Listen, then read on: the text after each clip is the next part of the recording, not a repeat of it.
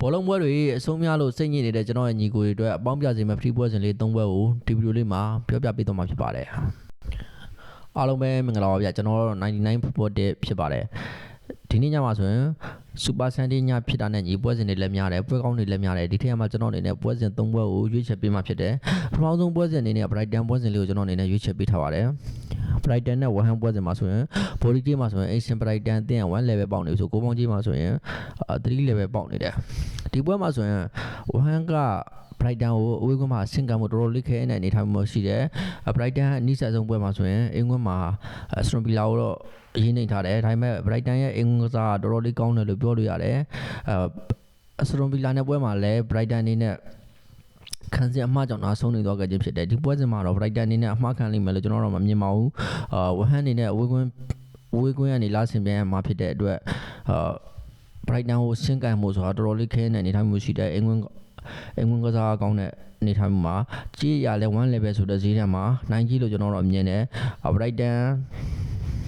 ကိုပြတ်မပြတ်ပဲစောင့်ကြည့်ရမယ်ပွဲစဉ်လို့ပဲကျွန်တော်ခမန့်ပေးခြင်းနဲ့ Brighton 4ကိုကြိုက်တယ်နောက်တစ်ပွဲကတော့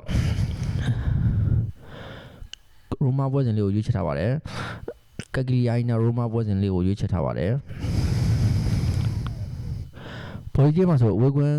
ရိုမာ1.40ပေါက်တယ်ကိုပေါင်းကြီးမှာဆို2.40ပေါက်တယ်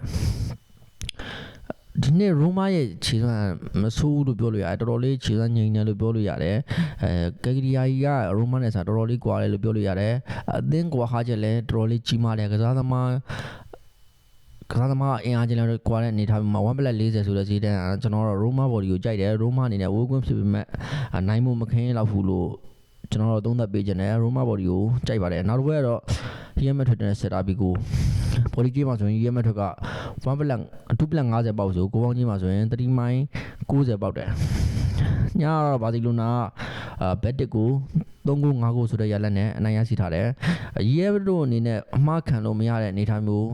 ဖြစ်လာပြီဘာလို့လဲဆိုတော့ဘာစီလိုနာနဲ့ရီယယ်မက်ဒရစ်ဆိုတာဒီပွဲနိုင်ရင်တောင်မှဘာစီလိုနာတက်မှတ်ဖြတ်ထားအောင်ပါဒီပွဲမှာရီယယ်မက်ဒရစ်တို့နဲ့ဘလို့မှအမှားခံလို့မရတဲ့အနေအထားမျိုးရှိတယ်ဒီကောင်နဲ့ပွဲစဉ်မှာဆိုလည်းမက်ထရစ်ရဲ့ခြေစွမ်းတော်တော်လေးကောင်းတယ်လို့ပြောလို့ရတယ်ဒီခုပြန်ကမ်းမဲ့ကွင်းရီယယ်မက်ထရစ်ဗန်ဒီဘီမှာလည်းဖြစ်တယ်